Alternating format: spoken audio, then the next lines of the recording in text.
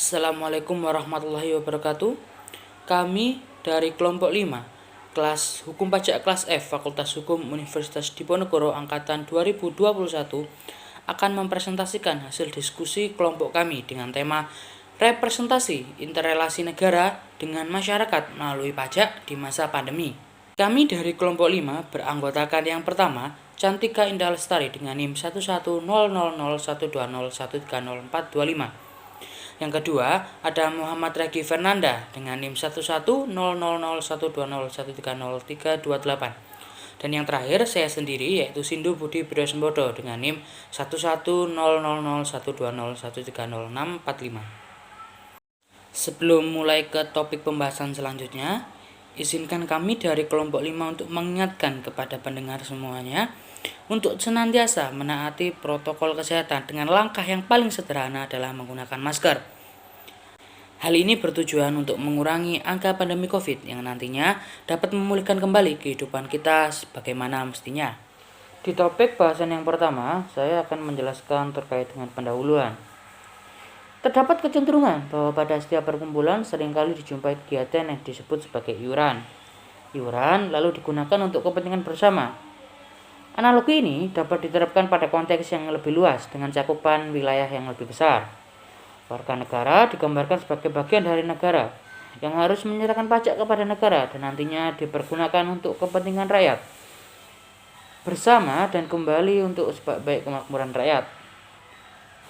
Dalam hal ini ditransformasikan sebagai mekanisme pajak yang ada di sebuah negara.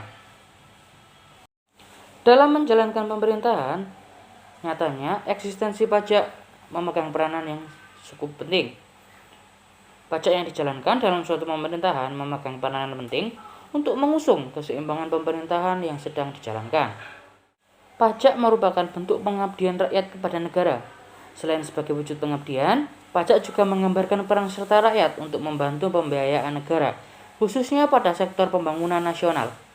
Pajak menjadi bentuk nyata keikutsertaan peran rakyat dalam memajukan negaranya. Penerimaan pajak juga menjadi salah satu indikator tingkat kemajuan masyarakat dalam memenuhi kewajibannya. Pandemi COVID-19 yang mulai menyebar sejak awal 2020, seiring perjalanan waktu menimbulkan dampak besar pada kondisi kesehatan dan sosial ekonomi masyarakat di banyak negara, termasuk Indonesia. Krisis kesehatan yang pada akhirnya berdampak pada krisis ekonomi. Kondisi ini mendorong pemerintah untuk melakukan penyelamatan kesehatan dan perekonomian nasional dengan fokus pada belanja untuk kesehatan, jaring pengaman sosial, serta pemulihan perekonomian termasuk untuk dunia usaha dan masyarakat yang terdampak. Pemerintah memerlukan dana besar untuk meningkatkan fasilitas kesehatan dan membantu ekonomi masyarakat agar tidak semakin terpuruk. Beberapa kebijakan fiskal yang dijalankan pemerintah untuk mendorong stabilitas perekonomian di tengah krisis pandemi ini diantaranya adalah dengan pemberian insentif fiskal kepada para pelaku kegiatan ekonomi dengan menerbitkan peraturan yang memudahkan masyarakat untuk menjalankan kegiatan usahanya baik berupa insentif pajak maupun relaksasi dalam pelaporannya. Dibutuhkan kesadaran bahwa ketidakpatuhan pajak akan menyebabkan masalah dalam penyediaan kebutuhan publik. Kesadaran berupa etos wajib pajak yang merasa sangat bersalah apabila tidak membayar pajak, kesadaran bahwa pajak yang dibayar adalah untuk kesejahteraan masyarakat, kesadaran negara tidak perlu dibebani dengan utang dan menutup defisit anggaran yang nantinya akan semakin membebani anak cucu. Menjadi wajib pajak yang bijak untuk taat membayar pajak di tengah krisis tanpa mengharapkan imbalan langsung dari negara. Mengutip perkataan dari John F. Kennedy bahwa jangan pernah menanyakan apa yang negara berikan kepadamu, tapi apa yang bisa kamu berikan untuk negaramu.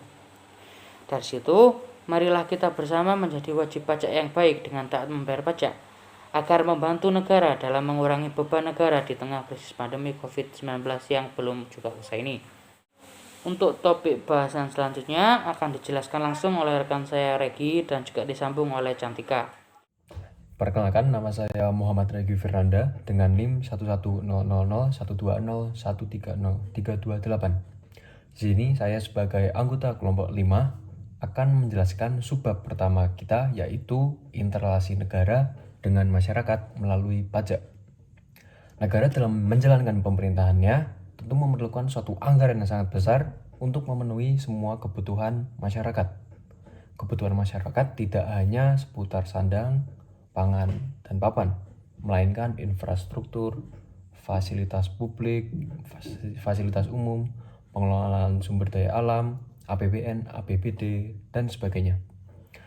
Tentu untuk membangun semua tersebut diperlukan sumbangsih dari rakyat, yaitu berupa pajak kepada pemerintah. Seperti yang kita ketahui, salah satu pemasukan anggaran terbesar yang ada di Indonesia adalah berupa pungutan pajak. Bahkan pajak sudah diatur dalam pasal 23A UUD 1945 yang berbunyi, pajak dan pungutan lain yang bersifat memaksa untuk keperluan negara diatur dengan undang-undang. Pasal tersebut sudah menjelaskan secara konkret bahwa membayar pajak merupakan sebuah kewajiban yang memaksa dan harus dipenuhi agar negara dapat memenuhi semua kebutuhan masyarakat. Selain itu, dalam pasal 27 ayat 1 UUD 1945, kewajiban tersebut diperkuat karena bunyi pasal 27 ayat 1 menyatakan bahwa setiap warga negara harus menaati peraturan perundang-undangan dan hukum yang berlaku di Indonesia. Dengan adanya kewajiban membayar pajak tersebut, maka diharapkan kepada seluruh subjek pajak yang ada di Indonesia untuk membayar pajak dengan taat dan tepat waktu, karena hasil dari pajak tersebut juga akan dirasakan oleh masyarakat sendiri juga. Di dalam suatu relasi atau hubungan yang baik, tentu kita memerlukan suatu timbal balik di antara semua pihak. Dalam pembahasan ini, rakyat yang sudah membayar pajak tentu berhak untuk terlibat dalam proses perencanaan, pelaksanaan, dan pengambilan keputusan kebijakan perpajakan. Dalam komunikasi antara rakyat dan pemerintah ini, rakyat diwakilkan oleh lembaga yang sudah dibentuk oleh pemerintah, yaitu Dewan Perwakilan Rakyat.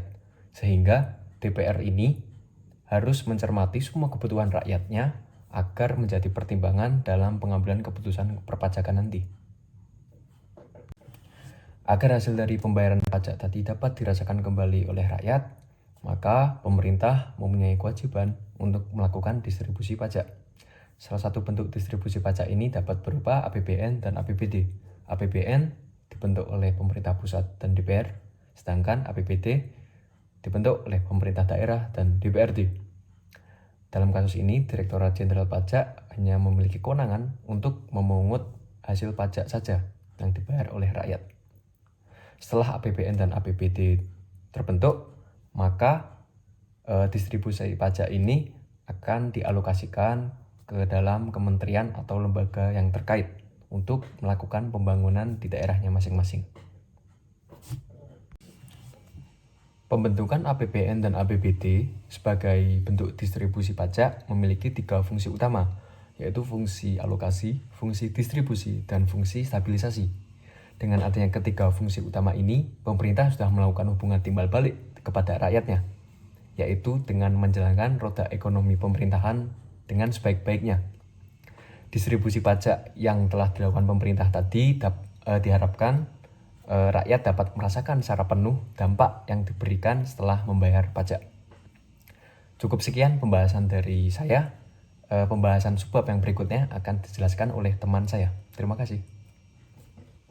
Assalamualaikum warahmatullahi wabarakatuh. Perkenalkan, nama saya Cantika Endah Lestari dengan nomor NIM 11.000.120.130.425. Di sini saya akan menerangkan materi tentang kondisi pajak di masa pandemi. Virus COVID-19 mulai memasuki Indonesia pada awal Februari 2020. Awalnya kasus ini hanya sedikit saja, namun lama-kelamaan menjadi banyak sehingga menjadi PR untuk pemerintah menetapkan kebijakan-kebijakan baru yang sesuai dengan keadaan masyarakat. Aksi pemerintah untuk melakukan mengatasi permasalahan ini yaitu dengan memberikan stimulus fiskal yang sesuai dan terukur. Stimulus fiskal ini yang dimaksud berupa fasilitas pajak yang dikeluarkan dalam peraturan pemerintah nomor 29 tahun 2020. Dalam kondisi pandemi ini, pemerintah juga tetap dituntut untuk mengoptimalkan pendapatan negara. Namun jika pendapatan tersebut tidak juga optimal, pemerintah dapat menggunakan sisa anggaran lebih atau biasa disebut SAL. Selain itu, penarikan pinjaman tunai, lalu yang Terakhir, penambahan penerbitan surat berharga negara atau SBN. Lalu selain itu pemanfaatan saldo kas Badan Layanan Umum atau BLU, dan juga melakukan penyesuaian belanja negara. Di penyesuaian ini pembelanjaan negara harus dihitung kembali agar sesuai dengan porsi dan juga pendapatan yang diperoleh oleh negara. Di masa pandemi ini juga pemerintah mengeluarkan beberapa kebijakan, yaitu diantaranya insentif pajak dan juga relaksasi pajak. Di sini saya akan menjelaskan beberapa materi tentang insentif pajak yang diberikan pemerintah untuk periode tahun 2021, yaitu dari awal bulan Januari hingga bulan Juni. Yang pertama ada insentif pajak penghasilan atau biasa kita sebut dengan PPH. Di insentif kali ini ditanggung oleh pemerintah untuk kurun waktu 6 bulan, yaitu untuk periode Januari 2021 hingga Juni 2021. Insentif ini tidak berlaku untuk semua orang. Akan tetapi ada kriteria tertentu untuk dapat mendapatkan insentif ini. Salah satunya itu bagi pemilik nomor NPWP atau bisa disebut dengan nomor pokok wajib pajak. Selain itu memiliki penghasilan bruto tidak lebih dari 200 juta per tahun. Yang selanjutnya insentif PPH impor. Di sini dapat mendapatkan insentif PPH impor, yaitu wajib pajak yang memiliki kode klasifikasi lapangan usaha. Selain itu wajib pajak yang perusahaannya telah ditetapkan sebagai perusahaan kemudahan impor tujuan ekspor atau bisa disebut dengan KITE. Untuk PPH impor ini, para wajib pajak harus melaksanakan tanggung jawabnya, yaitu dengan menyerahkan laporannya kepada pelaksana pajak. Laporan ini ditulis sesuai format yang telah ditentukan, dan laporan ini diberikan setiap akhir bulan sampai akhir masa pajak. Lalu yang ketiga ada insentif angsuran PPH. Kebijakan ini pemerintah mengurangi pembayaran pajak yang semula 25% menjadi 50%. Sama halnya dengan PPH impor, para wajib pajak di sini harus menyerahkan laporan kinerja bulanan yang telah ia lakukan selambat-lambatnya tanggal 20 bulan berikutnya setelah berakhir masa pajak. Dan yang terakhir ada insentif pajak pertambahan nilai atau biasa kita sebut dengan PPN di pajak. Kali ini mengenai PKP atau pengusaha kena pajak yang berisiko rendah akan diberikan pengembalian jumlah pajak yang telah mereka bayarkan. Akan tetapi juga harus disertai penyerahan surat pemberitahuan masa PPN, lebih bayar restitusi dengan jumlah bayar paling banyak 5 miliar rupiah. Dari beberapa insentif yang sudah saya jelaskan tadi, pemerintah juga melakukan kebijakan yaitu berupa relaksasi. Ada 4 relaksasi. Yang pertama yaitu penurunan tarif PPH badan. Lalu yang kedua ada perpanjangan waktu dalam administrasi perpajakan. Yang ketiga pemberian fasilitas kepabeanan. Dan yang keempat pajak atas transaksi elektronik. Itu tadi yang bisa saya sampaikan mengenai kondisi pajak Indonesia di masa pandemi ini, dari mulai insentif yang diberikan pemerintah dan juga relaksasinya. Sekian dari saya, semoga materi yang saya bawakan dapat berguna bagi kalian semua dan juga kita semua. Sekian, wassalamualaikum warahmatullahi wabarakatuh. Terima kasih. Demikian tadi sedikit penjelasan yang dapat kami berikan terkait diskusi kelompok kami dengan tema representasi interrelasi negara dengan masyarakat melalui pajak di masa pandemi. Harapannya, apa yang kami sampaikan ini dapat bermanfaat dan dapat membantu pendengar semuanya dalam memahami bagaimana hubungan negara dengan masyarakatnya melalui instrumen pajak khususnya di masa pandemi ini. Atas segala kekurangannya, kami mohon maaf. Semoga apa yang kami sampaikan dapat bermanfaat. Kami pamit undur diri. Wassalamualaikum warahmatullahi wabarakatuh. Salam sehat.